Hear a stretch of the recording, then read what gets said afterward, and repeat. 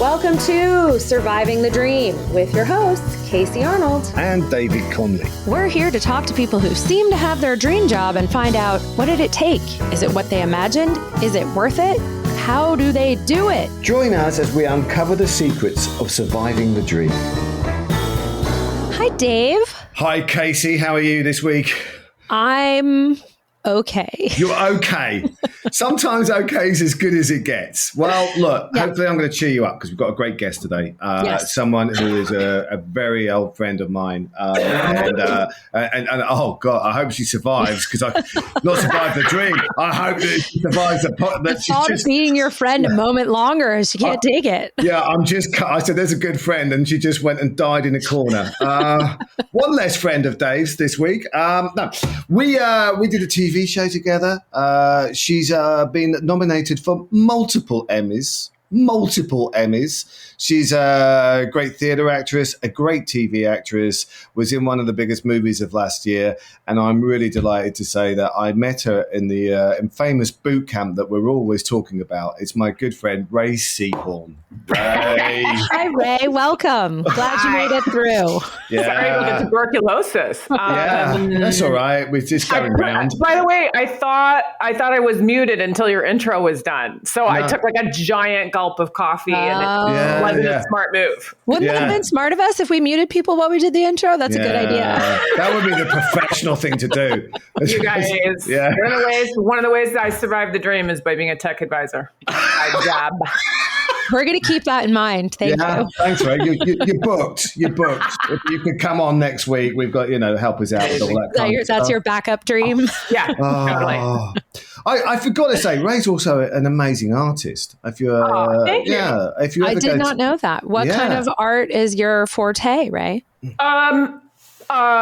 Painting was what I was doing mostly when I got my degree, which was a BA, but in fine arts, and then minored in theater. I think I wasn't allowed to do a double major. I think I tried to do a double major, and it wasn't a thing back then or something. I don't know. Those particular disciplines, I mean. But now I sculpt and I draw a lot if there's not time. But in general, I'm crafty. I often need to do something with my hands. Currently, I'm doing a ton of like loose form drawing embroidery, like the stuff you see on Sublime Stitching and stuff, just because it's easy to do. I do things while I'm memorizing lines or while I'm working through scenes. I need busy hands.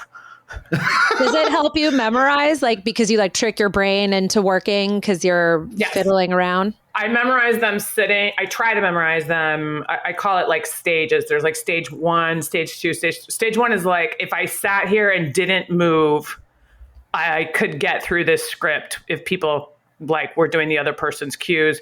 And then stage 2 is, can you move around? And stage 3 is like, I'll do a jigsaw puzzle while doing it, or I'll do an embroidery while doing it or something, just because we've all been there. Like you think you know your lines, and then you get there, and the second you're supposed to now pick up this cup and walk over there, and you're like, I don't know anything. So, I mean, if we get on Better Call Saul, you had monologues that were like Queen Lear or something like that, or Medea. I mean, Lear, is that a thing?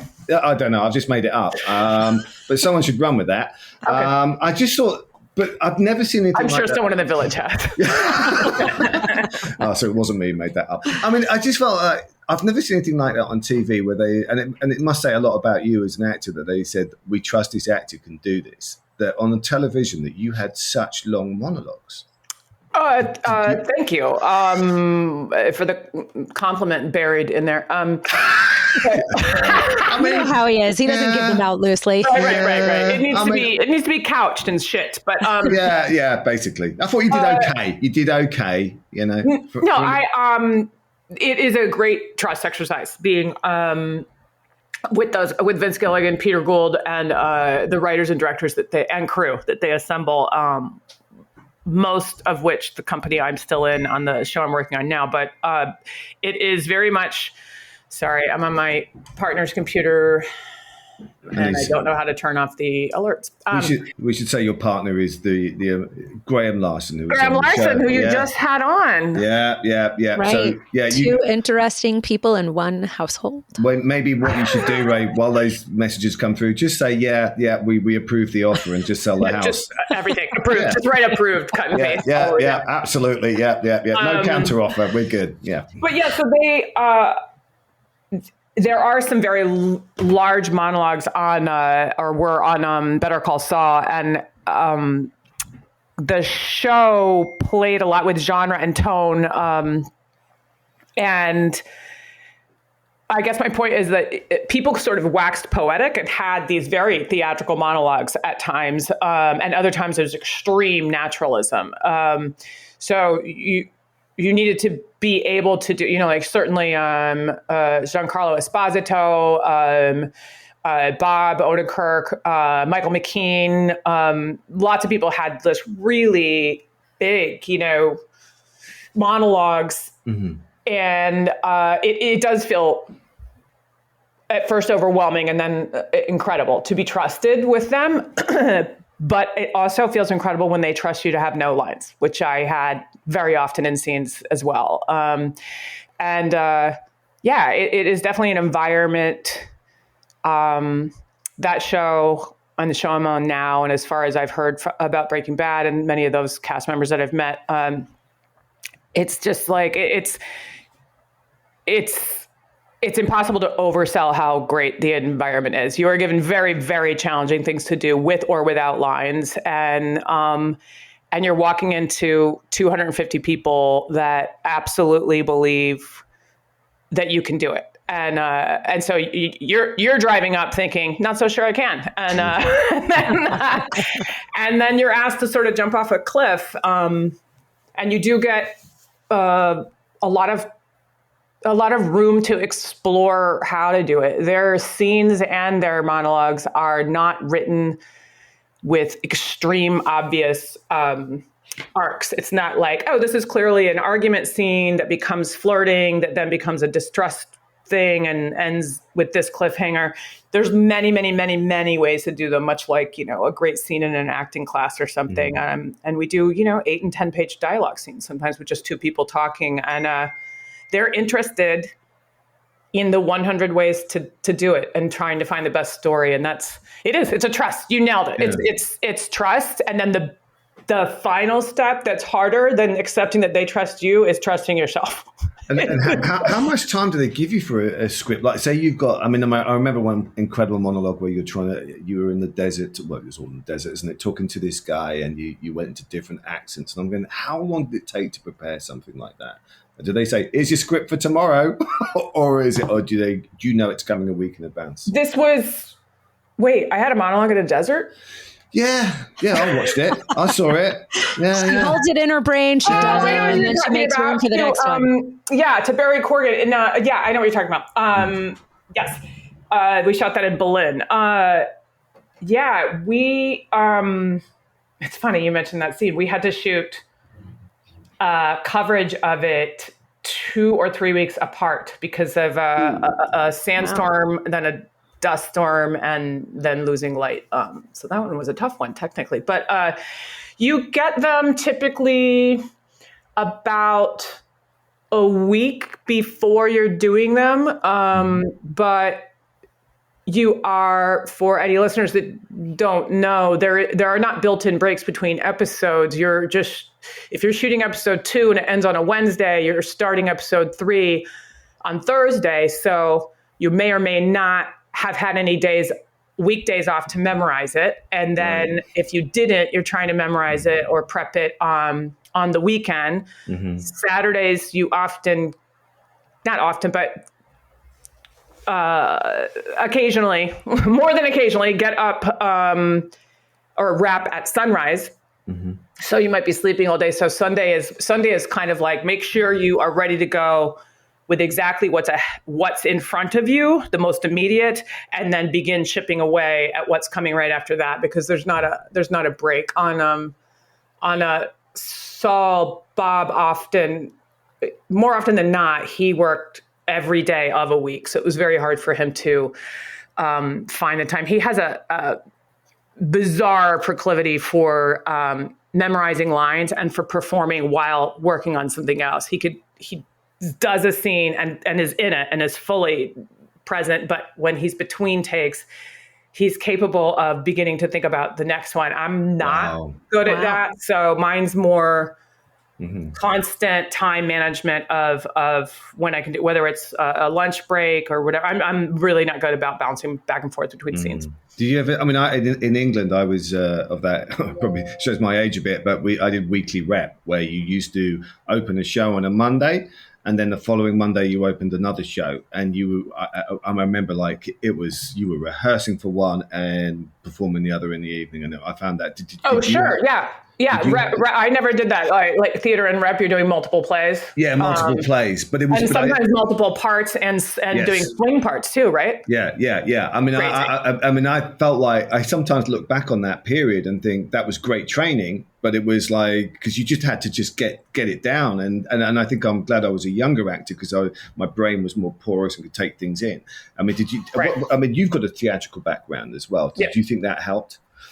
Yes. Oh, absolutely. Yes. I think it helps with line memorization. And we all know, like, there's people that are very, very, very good at it, like insanely fast. And then there's people that struggle, like very talented people that really struggle. It is a different part of the brain. It is exercisable. Probably still the most oft asked question after you do a play, and I'm sure you get it too, Dave, a play, a television, is still how do you memorize all those lines? Most people in the world are going to the grocery store and they're like, if I don't write this shit down, I'm screwed. Like that's find a line of the understudy is a detective, which is a movie I wrote, but as a detective turns to the actress and says at the end, "Got one more question. Yeah. How do you learn your lines?" It's true. It's true because you get asked that all the time.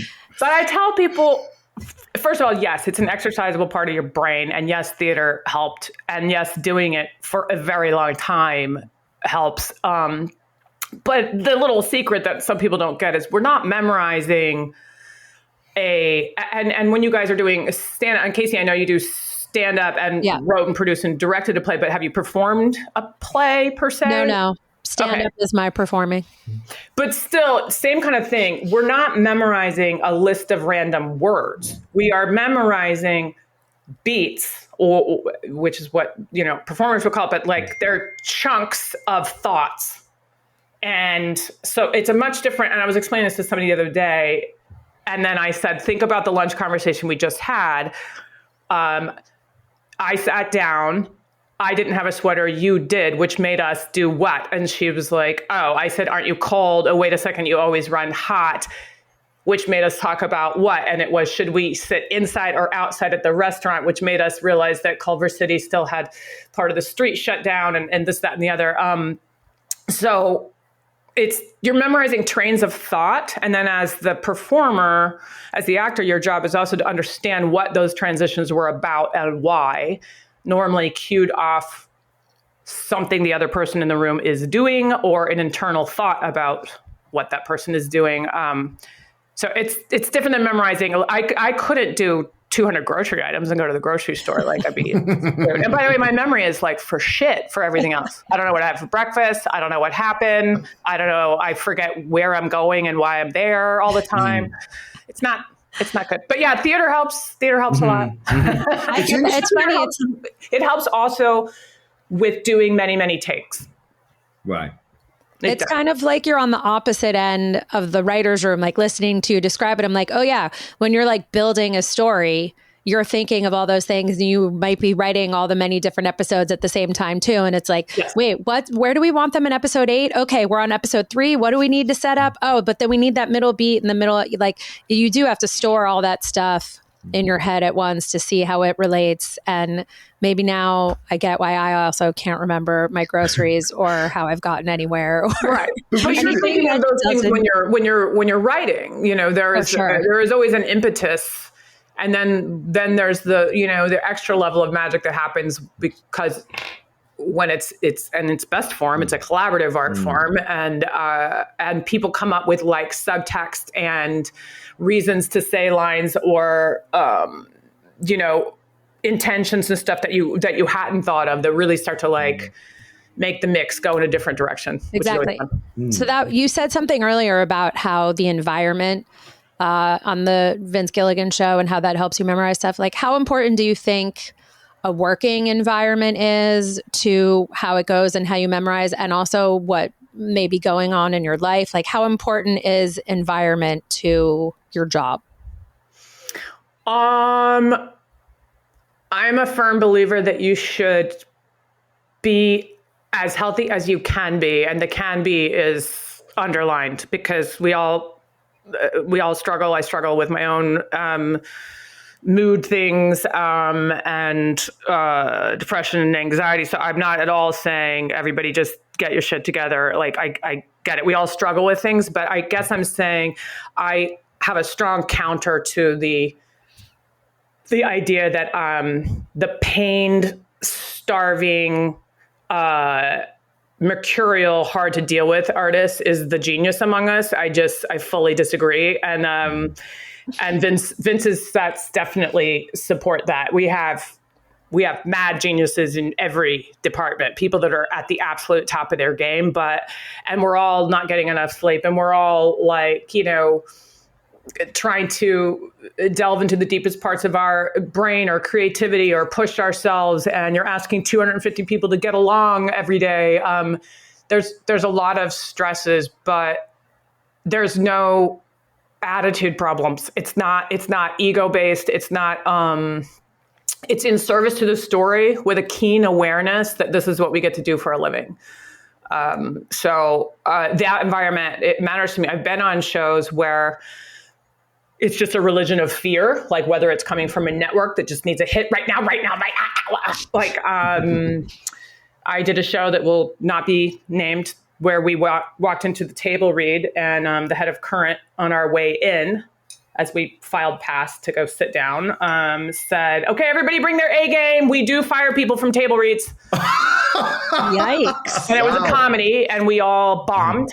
And we got phone calls that night that we were being afforded the chance to do a second table read. That's nice. So to, basically get it together. But I was just like, that's what I think of when you say environment. I think about come in, do everything you can to be prepared, but also to come in as healthy as you can, like get as much sleep as you possibly can, do whatever you need to do, which is at times very hard to figure out how to pay bills, and I had a million day jobs coming up, coming in unhealthy or desperate, is not helping anything. I come from as stable as a place as I can, which is relative considering it's me, but as stable as I can and completely prepared.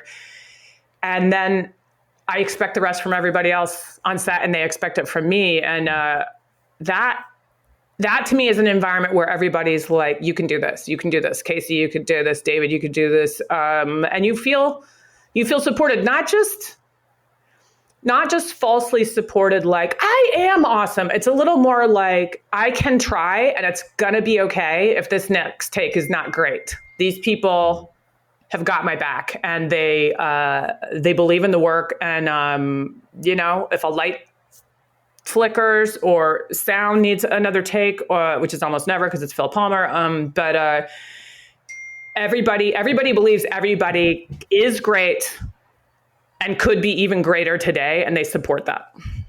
Can we just go back now? From the outside, you are the person who is living the dream like no one else. What is 14-year-old? What was the dream for Ray at 14? To be a painter and make a living. I started thinking pretty early on about, well, how am I gonna make a living at that? I was unusually practical about having a career in the arts. Secretly wanted to be part of filmmaking, and I didn't go to or wasn't a part of anything theater. I think we got bussed off to a snoozer production of Julius Caesar at some point in my grade school. But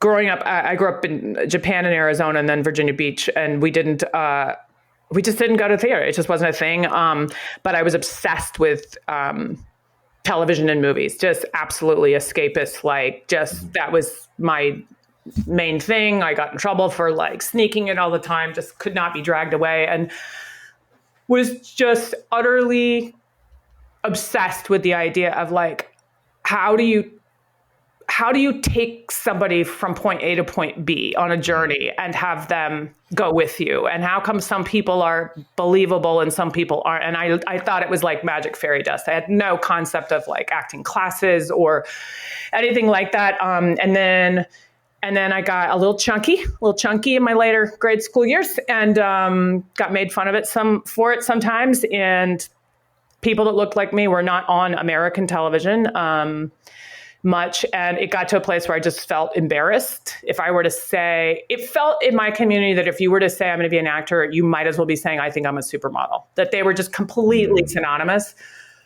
I didn't know anybody in entertainment. I didn't, all of it. So I was like, that's just a weird thing. And then, so the lucrative backup career is painting, obviously. Yeah, you had a plan. Yeah. Here's the thing. My father and grandmother painted, even though that was not their career.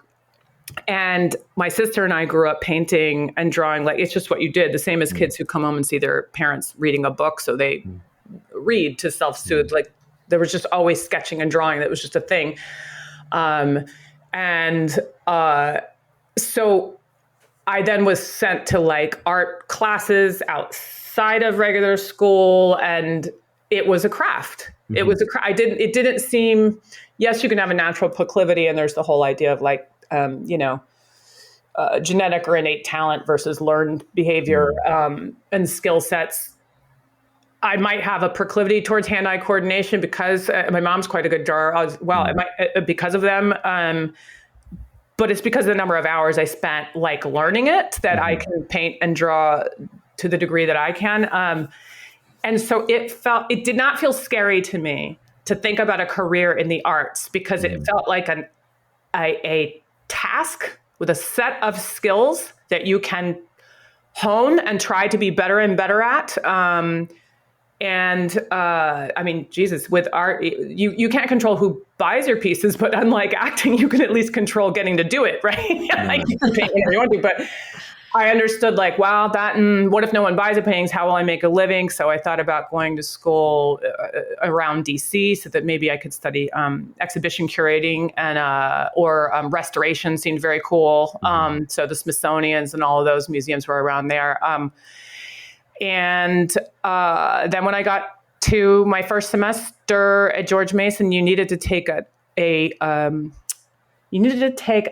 elective that was not in your chosen major. And so I took an acting class with Linny Raybuck, and acting one like basic techniques. And she was using the Practical Aesthetics Handbook, which I still carry to every shoot with me, which happens to be developed at the Atlantic Theater. But it's a very good description of very basic craft techniques that other techniques have slightly different verbiage for, but it's the basic stuff we've all heard of, the objectives, the given circumstance, the tactics, how to break down the script. And thank God my first acting class was not just like, I mean, I later did, the emotional ones where you're like, everybody just pretend you're a butterfly. Let's do it. Like, I did that shit later, and it's of use. It's absolutely of use. Yeah.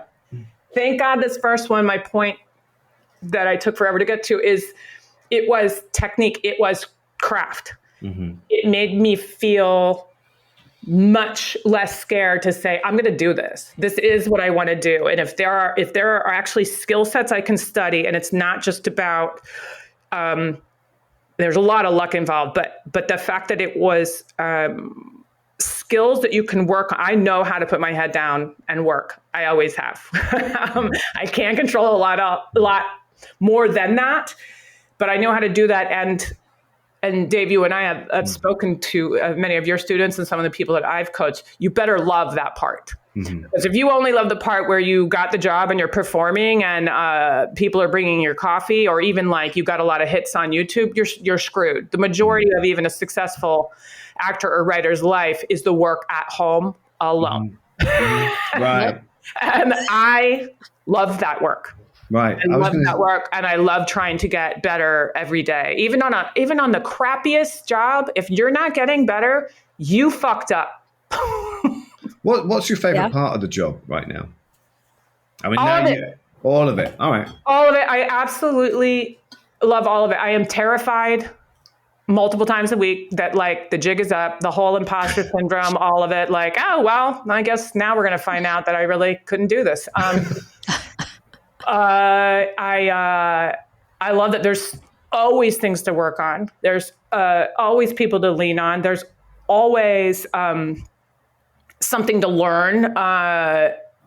Like talking to different departments. I love hearing like their contribution. I love the reciprocal nature of the more respect you show for what other people's contributions are, the more you get it back. The more they understand, like I don't have to be, I would never scream and yell at people on a set, but I don't have to yell, get out of my eye line.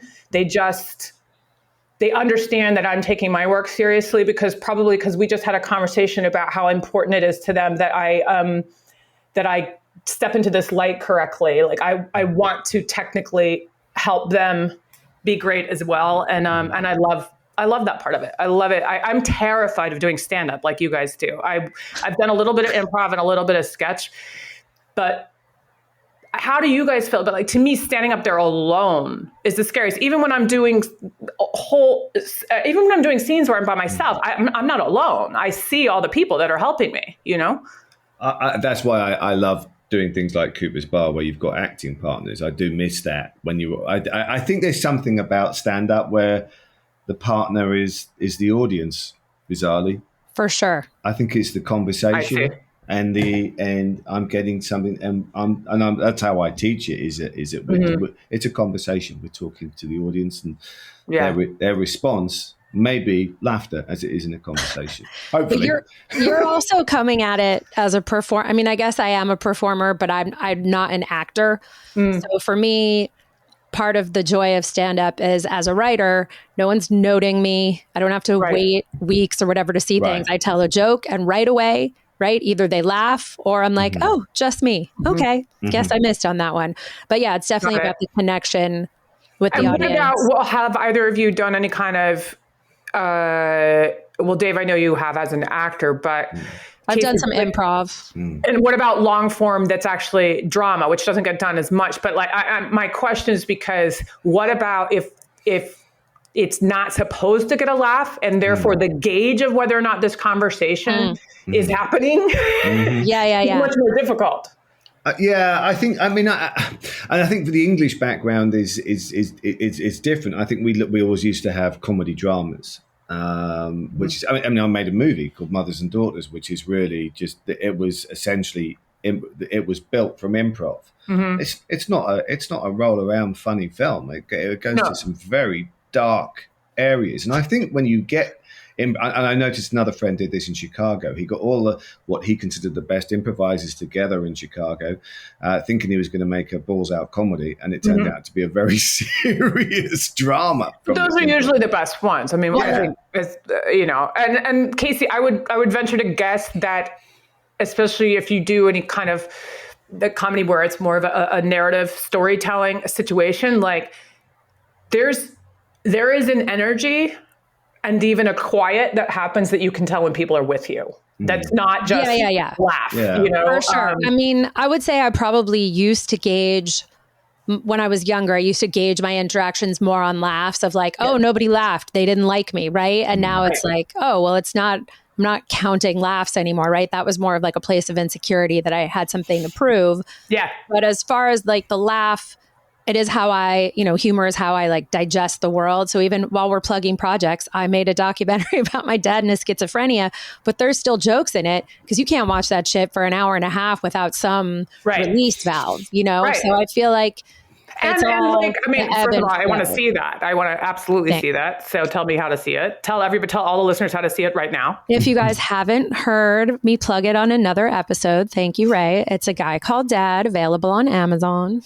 Amazing. Yeah, it's a great movie. But the thing is like, I don't even know the story. And hopefully, because you've known me for like at least 30 minutes now, you know that I'm not I don't mean this in any offensive way when I say just what you just said is absurd. The absurdity of life, that we could get schizophrenia, that we could be extraordinarily attached to a person who's here one day and gone the next, either in physical form or mental form. Like, it's absurd. Life is absurd. And so I feel like if everybody I know has like broken out laughing at like a funeral at a hospital or something, like it's just, it's hard to manage this life. And it's like one of the best things of all is that we can laugh at any of it, any of it. I mean, now I sound like I'm making bumper stickers, but when you say what's the favorite part of my job, when you said you organize life, like through the jokes you're writing and through finding the comedic narrative in it, like I do not approach my work as therapy. I do not believe in that. I do not believe in working out my demons on the stage or on camera, but I do filter life through it. I organize thoughts and feelings about the world and people and human behavior and psychology through my script analysis. It helps me understand. I feel bereft when I am without it. And when I don't have the great luxury of being hired, I do continue to work because it's good for my brain, it's good for my soul, and it's how I interpret life. I mean, that's how Cooper's Bar came about. It's just like, hey, are you not doing it? Like, we didn't have any idea that it would go anywhere. Nothing. Like, it was what just are you doing like, Tuesday night? So it's interesting. It sounds like it's kind of like an anthropological study for you to understand like the psychology of humanity, which would also make more sense of why you don't love doing the stuff alone, right? Because then you're just alone with your own psychology, which I prefer the being on stage alone, because I'm like, I just want to be me with a microphone and see how that connects to other people. And the idea of having to put on another persona and like emote appropriately, or maybe just emote, period, like on cue. Emote appropriately. I hope the director never gives me that note. Like, whenever I did improv, it was always like, be bigger with your feelings. I'm like, I feel, but I don't do like big feelings like in front of people. Some characters don't. Some characters do. You know, if you were to play somebody that did, then you try to adopt that behavior. But to be a little more specific with what I was saying is that, so I have done many a monologue that was direct address on stage. And I have also done long scenes where I am the only person in it. That doesn't scare me. I do still feel like I have a scene partner in whatever I'm doing, whether it's the audience or an imaginary debate that my character is having about something or whatever. It's that I can see the whole crew and that somebody wrote the words. I don't feel like the onus is completely on me of does it work or does it not work. That's what feels scary about stand-up to me. It's like, there's no one to blame if you bomb. It's you. That's true. Yeah, no, it is. It is scary. When you kill it, you're like, I'm the king. And when you don't, you're like, all right, guys. Yeah. Okay. Wasn't my best. Fine. Right. So what I'm saying is I need people to blame. That's my thing. Well, I'm glad we finally got to the real point. You're a team player. You're a team player. And the team bombed on me. No one has ever seen a movie or a television show and thought somebody was bad in it and been like, it was probably the lighting. I think it's the lighting. But no one. They're going to just say she's bad. And I know that. And you know what? It is true. A lot of times, unfairly, I feel like actors get blamed for bad writing. Yes. But if the writing is amazing, they also get the credit. Like my family will be like, oh, did you hear that speech she gave? It was great. And I'm like, but someone wrote, like, yes, they performed it well, but someone wrote it for them, right? Yeah, right. I had that at the Royal Albert Hall in London, and Honor Blackman was performing a monologue which I'd written with Hannah, and the head of ITV just turns around to me and goes, isn't she amazing? And she just has all this knowledge. And I'm going, can you not see the auto cue in front of her?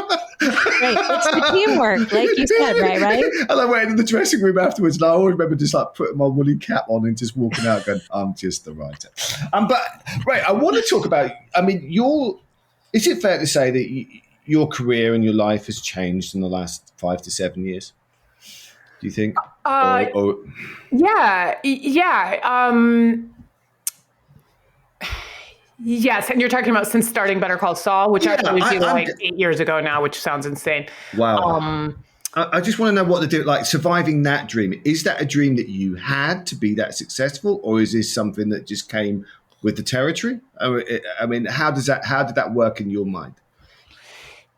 It largely depends on how you define successful, which I'm sure is a recurring thing with you guys. Because it's funny, like I finally bought a house, and that was terrifying to spend, your nest egg on a down payment and blah, blah, blah, blah, blah. Jesus, everything in Graham's office is going off. He's very popular. Just tell him the house is gone. No need to worry about it anymore. But my therapist asked me one time, because I was terrified to spend the money, and he was like, well, it's not like your savings is gone. It's a house. Like, it's not gone, right? But I'm like, what if I never work again? He's like, okay, well, that doesn't seem to be the case, and you're pretty scrappy. I mean, like, I'll work at Denny's if I have to. Like, I'm scrappy, but I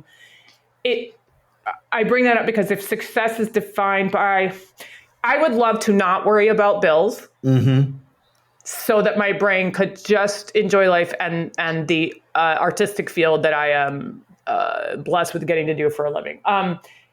But he was asking me, he was like, is there really a number in the bank account where you'd go like, whew, I'm all right now? And it's like $3 billion. It's something insane. Like, for you to actually say, I'm not worried anymore, like, what would that figure have to be? Like, you have to have some, we live with a degree of risk that we've chosen that's not going away. And it does get transferred to finances, justifiably so, very, very often in life. But even when you have a reprieve from that, you don't feel it. You're terrified that you might, that it might all go away.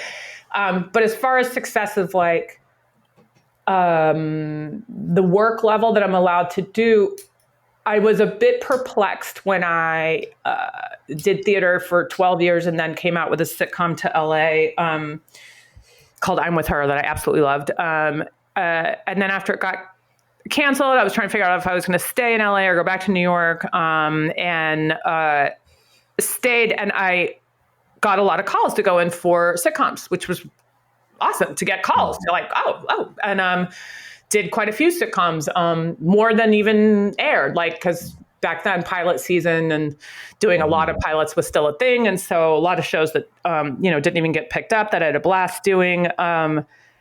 But I would read about certain dramas and I couldn't get called in, just couldn't. And I didn't understand, because I felt like in theater, yes, there are people that, and this is that weird thing that I've never fully like neurologically parsed out, but why a lot of actors that do comedy can do drama, but it's not always the reverse. And that's not a black and white thing. There are definitely drama actors, but I don't know. There's some people that just don't do both for whatever reason. But in theater, for the most part, at least the theater circles I was in, you were expected to do both. You're doing whatever play you're doing, right? And then suddenly I got pigeonholed, and it wasn't just as a comedic actress, it was a sitcom actress. And my pause when I am asked, like, so do you feel like Better Call Saul like made you more successful or whatever, is I'm very protective about the unfair label that sitcom acting in quotation marks gets. It is, you are expected to know. I would act differently in a farce than I would in a Shakespearean play. I would, if I had the exact same scene in front of me, and I've told this to people I'm coaching, I would prepare it differently for ABC than I would for HBO. Mike Lee versus, I'm trying to think of like, it's interesting because it's like Alan Ayckbourn, who is probably one of Britain's, greatest playwrights on one level, certainly commercially. I mean, that's why he said he never went into television. He said because he said the meeting was always about, Alan, we've got to talk about tone. And he said, well, actually, he brought up something you said. He said, but I've been at funerals where it's been a farce.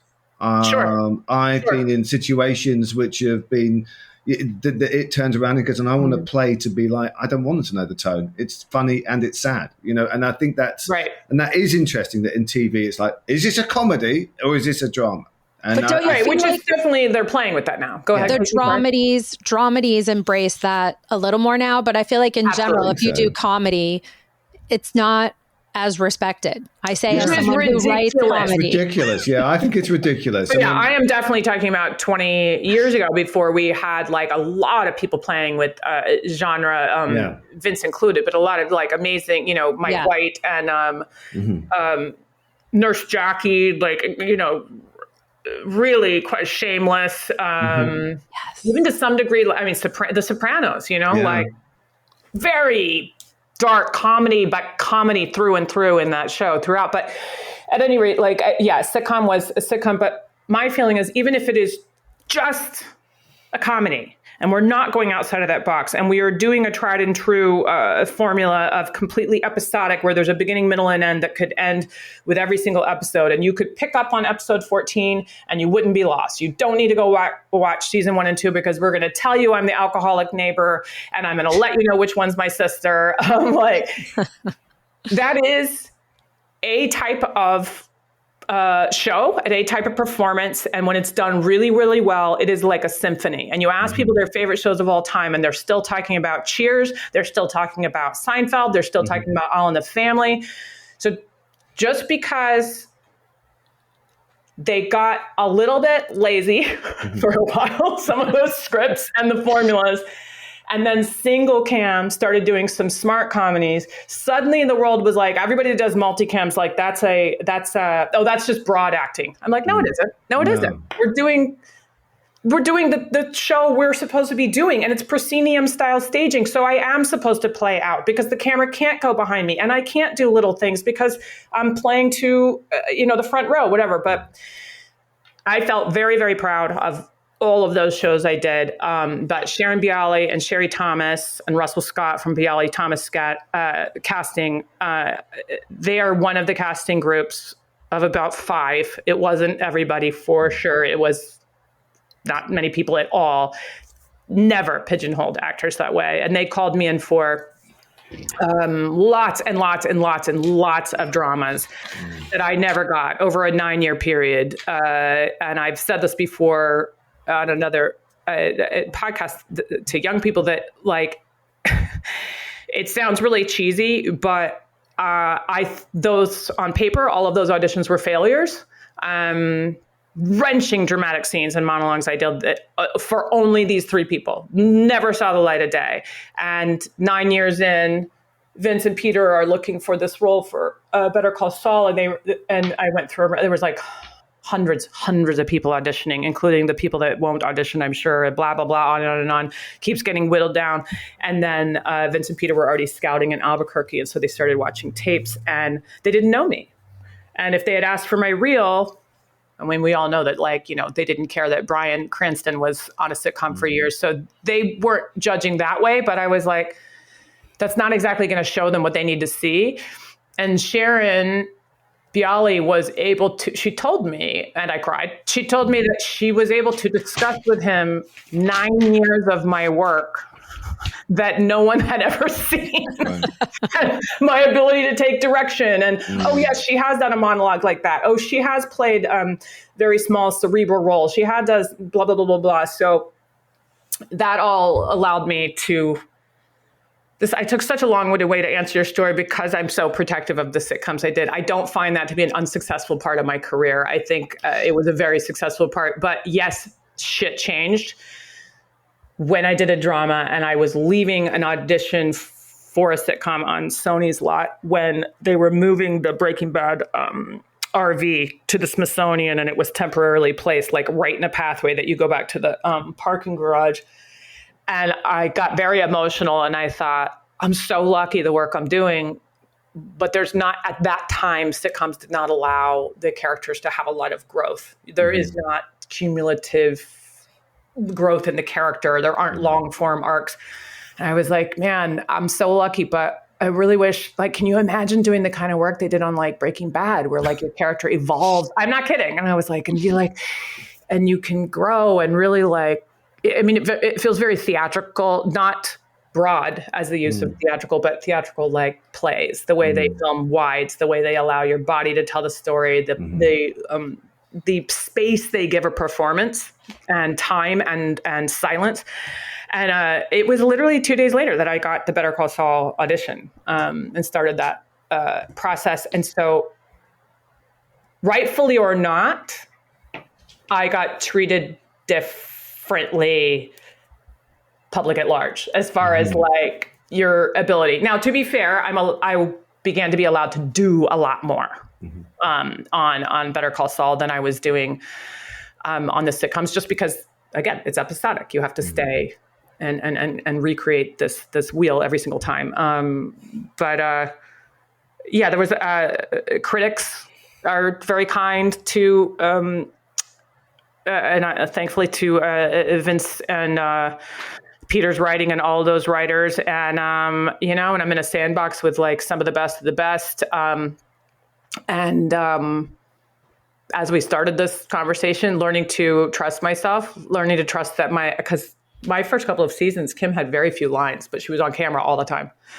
And I had to make a decision, what's going on there, right? And I thought, there's no way these guys would find a character that's just dumb interesting. That's not interesting. So her silence must be a position of power, and just started to help me make these layers until a person started forming of like, well, who is somebody that plays their cards that close to the chest that they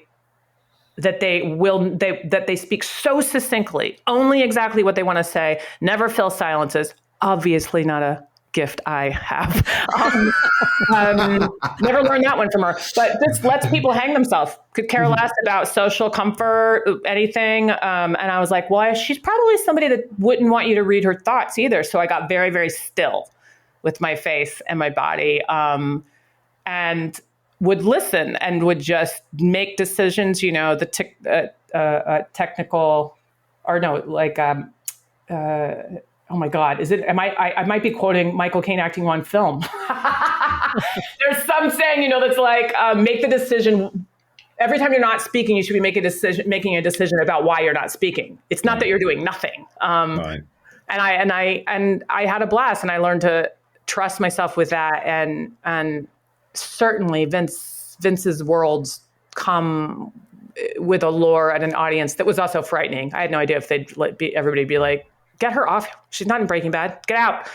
But being the new kid at school, 100%. But it is a different kind of success. It is. And then working with those people and getting a hold of yourself, and it's just like, can I stop shitting in my pants long enough to actually try to enjoy this and absorb what I can out of this and get better? You got to get over it, right? And then learn from it. And that it changed. That's a very long way of saying, yes, things changed, but I'm not entirely sure how. It's hard to pin down how. I know the work I'm doing is extraordinarily challenging now in a great way. But it was challenging in different ways when I was doing sitcoms. Well, that's we're going to have to. I know we're running out of time, but I have a psychology question I have to ask before we do. Get in there. I've got to know. Okay. So now, as a former person who was chunkier when they were younger, like, you've made it to this place of celebrity where you're like on the red carpet, wearing all these pretty dresses, getting to be the beautiful woman. Like, when you're in that level of success publicly, like, in your head, are you able to like be in that space now of like, holy shit, look where I am now, and just be you now? Or is there like a part of you that's like, how I was 17 when I was fat, but however old you were, 17 to like 28, how old were you? And is it like, this is like maybe just for me a question, but like in my head, some part of me is like always a fat girl that like, even when I look back at pictures now, sometimes I'm like, I've probably been not fat for more years than I was fat, but those years were like traumatic because people treat you like shit. Like, so was there a shift of becoming like celebrity, public eye, getting to wear all the pretty stuff and like be among that? And like, how did that land with you? You also feel like I look back on pictures that I was like, oh, I think I was really, really, really overweight. And I look back and I'm like, no, I wasn't. No, I wasn't. I was a little chunky, or it was post-puberty weight, or later it was like, oh, really? I can't eat steakums as a snack every day. Like that's weird. And then it's, freshman 15. It was just different stages of my life. And I'm not a naturally stick thin person. So my resting weight would be considered, especially in LA, healthy, which means you're not thin, which I gather from people. So but in LA, if you're not a 00, you're 100%. Healthy. Yeah. So I don't think I was that big then. And probably if times were now, I wouldn't have even felt so foreign of like, there's no way I could be on television, because we're a lot more accepting of different body types now. But sure. I will say, though, the extreme that you see on a red carpet does not help anything. I think I'm at a place now where I walk around and I'm like, I'm as cute as I can be. Like, I'm killing what I have going on. And I also always feel like it's not what I'm selling. Right. Thank God I'm in a package that they find acceptable to put on camera, and it's unfair that they don't feel that way about all looks. I get that I'm a blonde, blue-eyed woman that somehow falls in those commercial stereotypes, and thank God that's expanding as well. But my acting style for years has been like, they would never let me touch the ingenue. Even after I lost weight, they were like, she's just I got too masculine. What's with the fact, one of the casting directors during the chit chat told my agent early on, like, every time we ask her a question, she just always has an answer. And that was followed by, can you please tell her to be more feminine in the auditions? Oh, so apparently having a brain was considered masculine. Or I would always add some subtext. If I'm the girlfriend doing nothing, standing around, like I would add a reason, like why I would stand around and just sit here. Like, maybe I'm a crackhead. And they're like, no, you're nothing. You're just standing in a dress. Please stop adding shit. So you're too talented. I just couldn't. Yeah, I didn't fit in a box first physically and then psychologically. So when I go down the carpet now, I'm constantly I tell my stylist, Jessica Pastor, who's awesome, I tell her, like, why can't there just be a separate lane for like character actors? I never said I was a model. We should all get to do like goofy. I'm friends with Alex Borstein. I know she's just like, what the fuck? I know I don't look like that. I didn't say I did. I don't like, and I'm just like, I want to do a monologue. How about we all do monologues on the red carpet? Okay. And then we'll just see. Okay. Thank you for indulging that question. That was a great answer. All right, let's move to the regular questions that we have to ask everybody. Okay. All right. I want to know, what would you do if you won the lottery, the big one? Nothing different. Oh, I would. I would do more. This isn't the cheese extra answer that I just thought of, but honestly, I would donate more. I'm always sad when it's a year when I can't really give a lot. I would give a lot more to causes if I felt secure. But then again, we're asking that question, like, how much is secure? I don't know. Once you hit that $3 billion. Right, $3 billion. That's $3 billion. I'm giving it all away, you guys. Yeah, there you go. All right. I wouldn't change my job. Not one bit. All right. Casey, over to you. What is your go-to snack? Which now I feel guilty asking after admitting I was a former fatty. I bet you weren't a fatty. Go-to snack. I love almond milk ice cream sandwiches. And I also love red vines. All right. I want to know, what is your favorite animal and why? Graham already answered this. Our cats. I grew up with cats and dogs, though. I love dogs just as much. We're just not home enough for them. But yeah, no. You're with two cat people, so we're not even going to push that. Yeah. As we're on this podcast, my cat is just, one of them is just asleep next to me like that. So, for he's playing dead right now. He's not dead. I can see him breathing, but he just wants you to know you're doing a bad job of loving him. Yes. All right. Our final question, Ray, if we really knew you, what would we know about you? That as gregarious and obviously verbose as I could be, I have a very introverted half of me. It's a full 50-50 split. And when one has been used too much or depleted, like the other one like kicks in. I'll be like, I have to sit in a corner and stare. I have to. Everybody stop talking to me. Yeah, it's a push pull constantly. I get that, and it seems to be working very well for you. So good. Well, it does. This has been delightful. This has been amazing. Thank you so much. Our time is up. Yeah, thank you so much for talking with us today on Survivor. Thanks for having me. We really appreciate you, and keep doing what you're doing. We love you. You guys as well. Thank you. Thank you. Bye, everybody. Quick shout out to Mike Nicholas for being our tech savior, and Carmen Sclafani, also known as Wiser Time. Thanks for our music, and thank you all for listening.